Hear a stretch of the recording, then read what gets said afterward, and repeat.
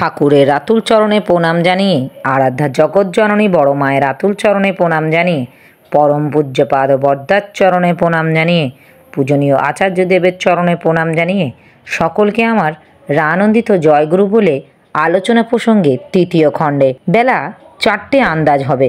শ্রী ঠাকুর বেড়াতে বেরিয়েছেন। সঙ্গে কেষ্টদা, প্যারিদা, বিরাজদা, যোগেশদা, নিবারণদা, শরৎদা, শশধরদা, ইন্দুদা, শৈলেন্দা, সরোজিনী মা, রেণুমা, উমারখালির মা, লীলামা, দুলালিমা, মান্দামা, প্রফুল্লর মা এবং আরও বহু লোক। শ্রী ঠাকুর মহানন্দে গল্প করতে করতে এগিয়ে চলেছেন। ভক্তবৃন্দ তার সান্নিধ্য পেয়ে পরম পুলকিত। সবারই চোখ কান তাতেই নিবদ্ধ।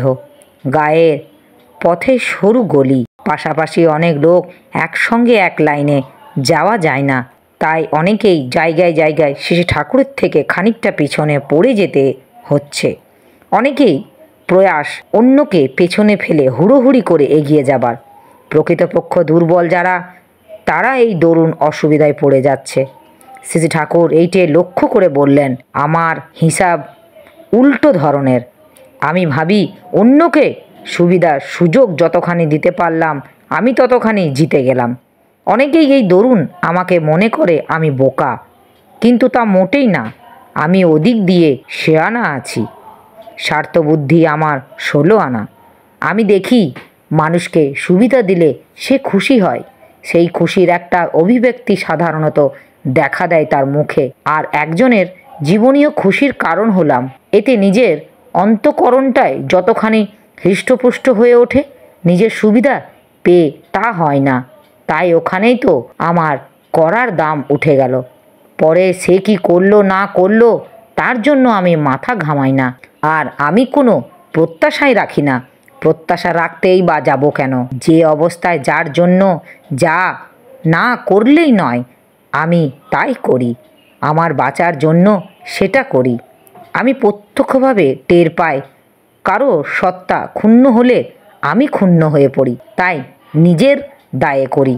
আমি কি পাগল না বেকুব যে নিজের ক্ষতি হতে দেব? নিজের ভালো নিজেই করব না, তাই জ্ঞান বুদ্ধি সাধ্যিতেও যতটুকু কুলোই করে যায়। যেতে যেতে গেস্ট হাউসের সামনে থমকে দাঁড়িয়ে একটু বেঁকে কেষ্টদার দিকে চেয়ে বলছেন, দেখেন কেষ্টদা, আমি যে পারিপার্শ্বিকে সেবার কথা বলি সেটা কিন্তু নীতি কথা হিসাবে নয়। বাস্তব ব্যাপার হলো পরিবেশেই আমাকে বাঁচাবার মালিক। তাই বাঁচা বাড়াই যদি ধর্ম হয়, তবে পরিবেশকে বাঁচানো আর বাড়ানোর জন্য যা যা করণীয় তা আমাকে করতেই হবে। এ হলো অকাট্য কথা। এর মধ্যে কোনো দর্শন নেই, কোনো বাদ নেই বলছি, তাও যেমন সত্য। আবার কোনো দর্শন, বাদ, মতবাদ, পূর্তনীতি বা নীতি যদি থাকে যা কিনা মানুষের কাজে লাগতে পারে, তাও ওই সত্যকে ভিত্তি করেই। এইখানে দাঁড়ালেই টের পাবেন আমি যাজন ও দীক্ষাদানের কথা অত করে কই কেন। বাঁচার ব্যাপারে ইষ্টানুসরণ ও পরিবেশকে বাঁচানো বাড়ানোর উপযোগী সেবাদানের অপরিহার্য প্রয়োজনের বিষয় যে মর্মে মর্মে বুঝেছে, তার কি যাজন না করে উপায় আছে? মানুষকে সেবা না দিয়ে উপায় আছে? ইষ্টপ্রাণ, বুঝমান ও চরিত্রবান লোক যদি হয়, সে হবে আপনারা যাকে যাজন জৈত্র কন। তাই চরিত্রবান মানে আচারবান, অভ্যাসবান, ইষ্টের অনুগামী হবে সেই চলনে, চরিত্রে, অভ্যাসে আর পরিবেশের সেবা হবে তার আত্মসেবায় সামিল। সেটাও শুধু মাথায় বুঝে নয়, চলনে, চরিত্রে, অভ্যাসে।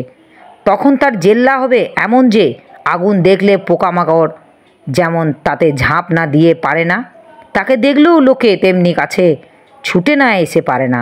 তার আকর্ষণ হবে এমন যে চুম্বক যেমন করে লোহার টানে, সেও তেমনি করে সবাইকে টানবে। মানুষের বাড়িতে গেলে তাদের কুকুরটা, বিড়ালটা, গরুটা পর্যন্ত তার গা ঘেঁষে এসে দাঁড়াবে। এর কোনোটাই কাব্য কথা নয়, বাড়ানো কথা নয়।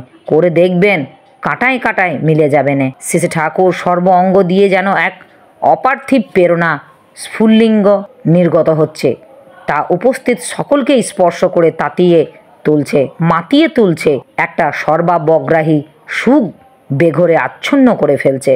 শ্রী ঠাকুর পেছন ফিরে একবার তার মধুর অমৃত দৃষ্টি বুলিয়ে নিলেন সবার উপর দিয়ে।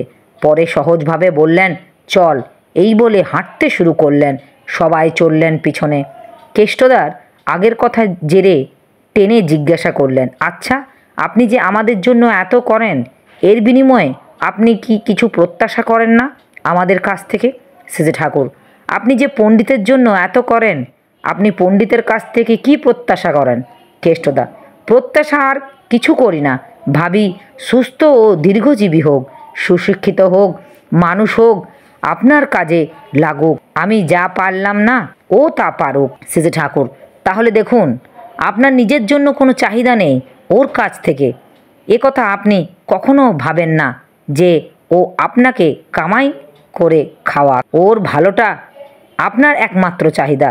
আর চান আপনার ধারাটা, আপনার বংশের ধারাটা বজায় থাকুক ওর ভিতর দিয়ে। তাই বলে সন্তান। গানের যেমন টান, মানুষের তেমনি সন্তান।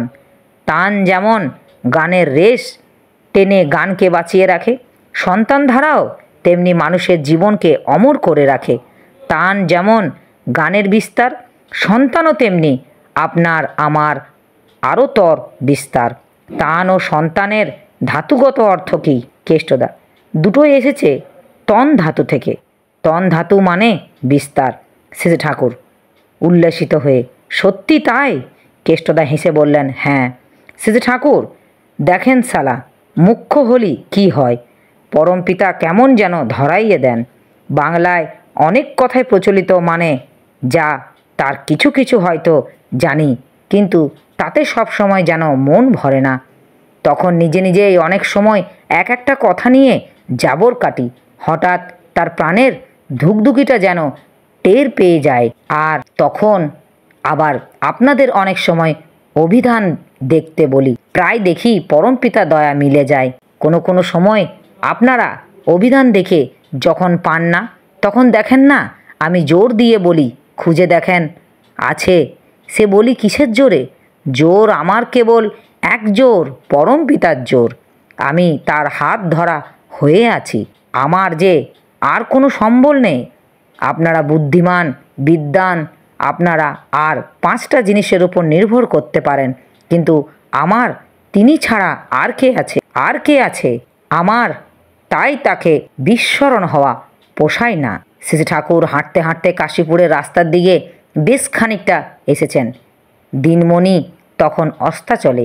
গ্রাম্য প্রতিবেশে কেমন একটা নীরব নিথর ভাব। কাশীপুরের মাঠে বিরাট বটগাছটা অন্ধকার আঙিনায় কি যেন একটা গহীন গোপন রহস্য কুণ্ডুলি পাকিয়ে আছে। মনটা আপনা থেকেই কেমন যেন করুণ উদাস হয়ে ওঠে। তার উপর শ্রী ঠাকুরের কথাগুলির মধ্যে এক অন্তঃগূঢ় আত্মী ও আত্মনিবেদন আকুল ইঙ্গিত। সবাই স্তব্ধ হয়ে আছেন, কারো মুখে কোনো কথা নেই। শ্রী ঠাকুর পদাঙ্ক অনুসরণ করে হেঁটে চলেছেন সবাই। কী রে গন্ধ, কোনে যাস? প্রাণকাড়া মধুর কণ্ঠে ধ্বনি তুললেন শ্রী ঠাকুর। গন্ধ সরকারও খুশিতে উছলে উঠে বলল, যাব আর কোনে, আপনার দেখে বার হলেম। শ্রী ঠাকুর, তা বেশ। ছাওয়াল পাওয়াল ভালো আছে তো?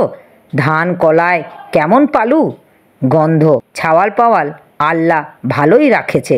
মাঝে ছোট ডাড় বড় সর্দি হয়েছিল, তা আশ্রম থেকে ওষুধ আনে দিচ্ছি, এখন কম পড়েছে।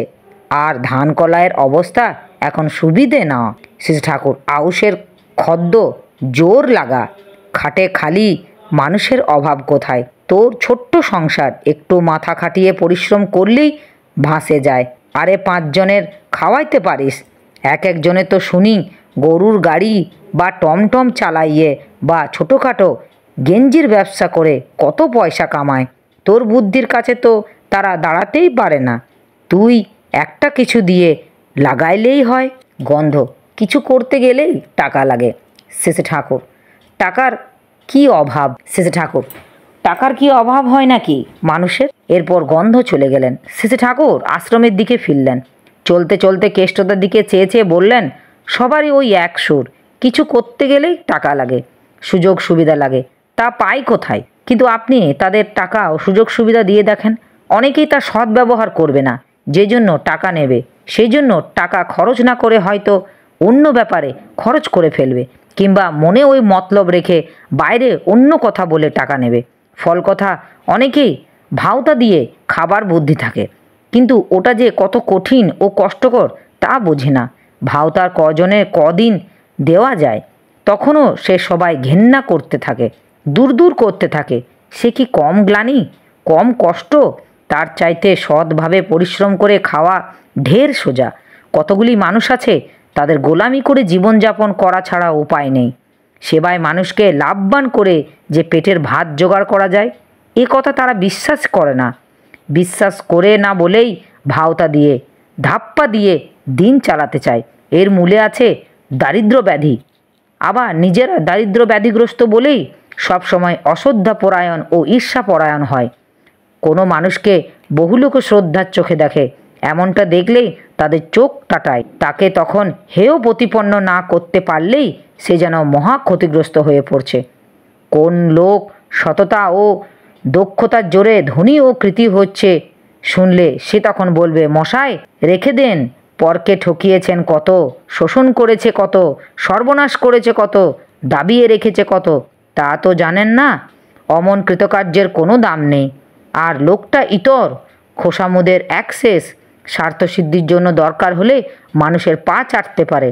কিন্তু যার সম্বন্ধে এই মন্তব্য করছে সে আদতে হয়তো বিনয়ী ও শ্রদ্ধাবান, প্রত্যেকে যথাযোগ্য মর্যাদা ও সম্মান দিয়ে চলে। তাহলে কি হবে?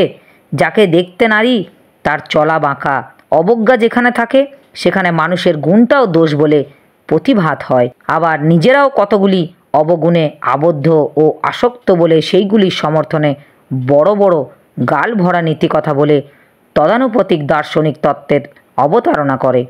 সাম্যবাদ কি আমি জানি না, কিন্তু সাম্যবাদীদের দৃষ্টিভঙ্গি সম্বন্ধে আপনাদের কাছে যা শুনি তাতে আমার মনে হয় তথাকথিত সাম্যবাদের সঙ্গে দরিদ্র ব্যাধির যোগ থাকা অসম্ভব নয়।